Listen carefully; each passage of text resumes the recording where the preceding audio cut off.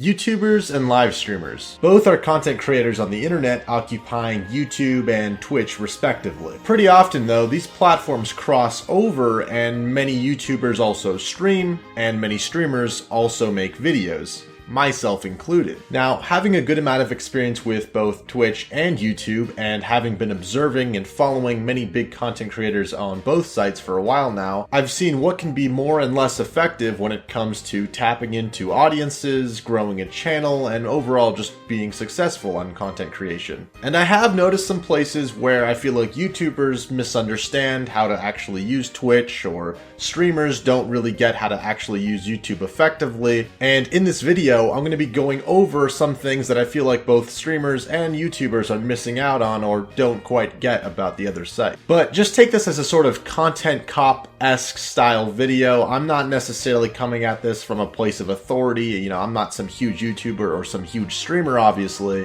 I'm only asking you to take my points on their own merits alone. Let's start with streamers. Most popular streamers also have a YouTube channel. In fact, many even started out on YouTube. However, nowadays, almost all streamers' YouTube channels just consist of videos that are highlights from their past broadcasts on Twitch. Even someone like Swifty, who's been around forever on YouTube and knows how to make videos better than anyone, has instead opted to just uploading short highlights and clips from his stream rather than actually making original videos most of the time.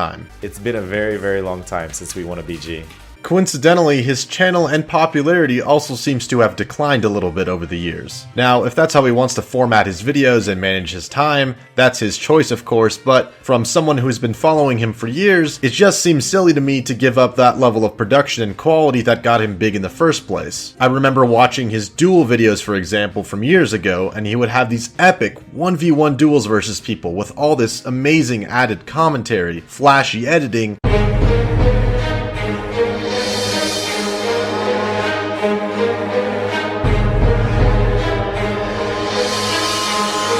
and even parts where he'd be playing sports or do some sort of real-life activities mixed in with the in-game footage, which seems kind of out of place at first, but it actually helped make his videos stand out and stay interesting. Scatter shot, 30-second cooldown, 4-second disorient. That's what it looks like. I don't like them. Sometimes I like to trinket them. Nowadays, it's just short clipped portions of his stream with no real editing involved or anything. So he went from this Pretty hot. to things like this. It's like a little box thing there. Oh!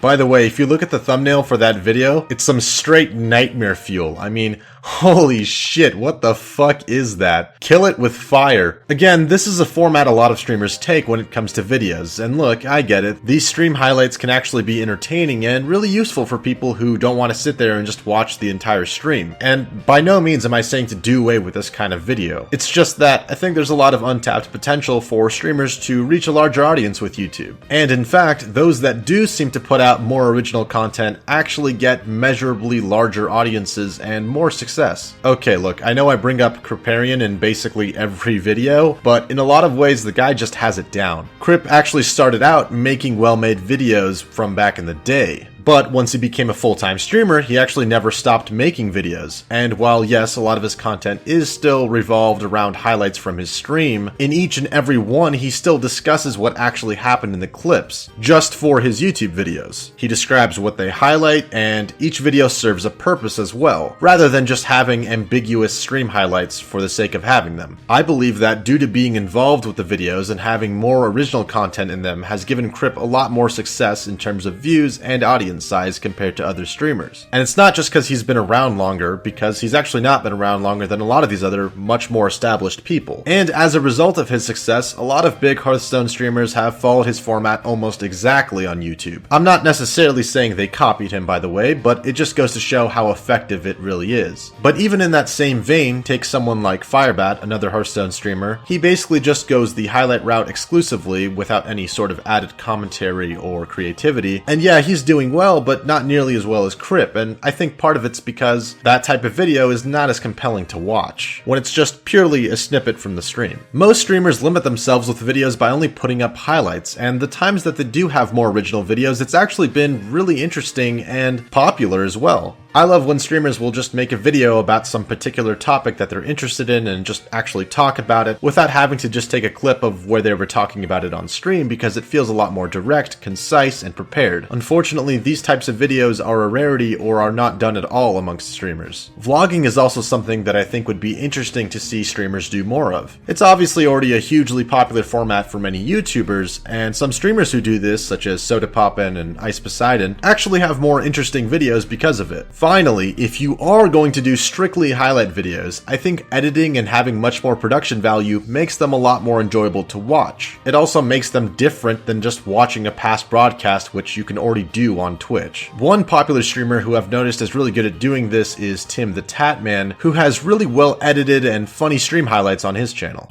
Gem in the M. I challenge you to lose more than me by March 2017. M6,1 290. Bring a big boy. Don't call me big boy like that, that hurts my feelings.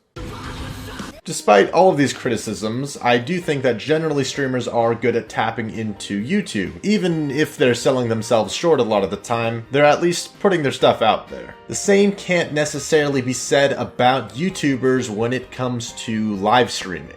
Unfortunately, a lot of YouTubers don't seem to fully know how streaming works, at least on Twitch. Popular YouTubers on average reach a much larger audience than popular streamers. The most popular YouTubers will have millions of subscribers with hundreds of thousands, if not millions of views on each video, and in general, a lot more of a following across social media. On the other hand, the most popular streamer will get anywhere from 10,000 to 30,000 live viewers, and they will maybe have a million or several hundred thousand followers, which is no doubt a large following, but nothing compared to the largest of the YouTubers. However, despite this, streamers make proportionally a lot more money due to things like donations and monthly subscription payments being a large part of live streaming. Whereas with YouTube, the only built-in revenue source is AdSense money from views on videos. Syndicate is a huge gaming channel on YouTube. He has 2 channels totaling almost 14 million subscribers, with both of them combined. And basically just because of his YouTube following, he also has the most followers of anyone else on Twitch. By far, by the way. In fact, if you exclude Riot Games and ESL, he has almost 1 million more than the next streamer. It's pretty fucking insane, and the fact that he just basically came over to Twitch and took over the #1 followed spot just shows you how large of an audience you can attract on YouTube. However, you wouldn't be able to tell that Syndicate has the most followers without looking him up, because he almost never streams. He has very short streams when he does, and based on his past broadcasts, he doesn't seem to have fully figured out how to actually set up his stream. I don't get it.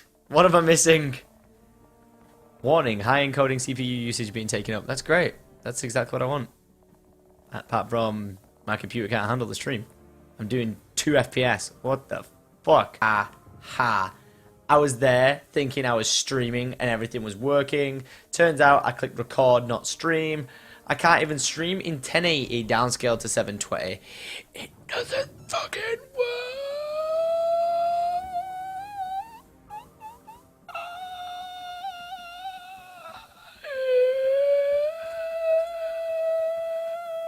Weird, right? You'd think that this guy, with by far the most followers on all of Twitch, would take full advantage of his massive audience and actually, stream? But no, in fact, he doesn't really seem to put much effort at all into it. Look, maybe he's completely content with the money he's making on YouTube or something, maybe he doesn't care to grow his audience, but clearly the point is, he could be doing a lot better for himself if he wanted to. And this applies to so many other YouTubers, not just huge ones like him, but even people with smaller audiences could take advantage of live streaming. Streaming also requires a lot of time dedication. If you really want to have an established stream, you need to stream frequently and consistently, but also for several hours at a time. One of the best YouTubers I've seen do this actually is Boogie2988, who actually seems to stream fairly consistently and has built up a good following on Twitch. Even then though, compared to most full-time streamers, the lengths of his stream are usually much shorter. A lot of YouTubers don't seem to realize how much potential there is on Twitch. If you already have a following, I feel like streaming and reaping the benefits of that is a huge platform to not take advantage of. Especially considering the amount of money you can make on Twitch, as highlighted by my previous videos. Something I've noticed is that YouTubers really cling to this Patreon bullshit. Look, on Twitch, nobody even knows what the fuck Patreon is, alright? You wanna know why? Because they are raking in that dough with donations and sponsors and subs and, you know, all that bullshit. Now look, with all of this, of course, I'm not trying to tell anyone how to live their life or manage their time even, but as sort of a fan and follower of many of these big YouTubers and streamers, it would be cool to see them branch out a little bit and understand how to use the other platform a little bit better maybe. And overall, I'd like to see both of these platforms grow and expand and diversify because I think that would be interesting for everyone. So thanks for watching. This has been Glink, and I will see you guys next time. There's not much I can do.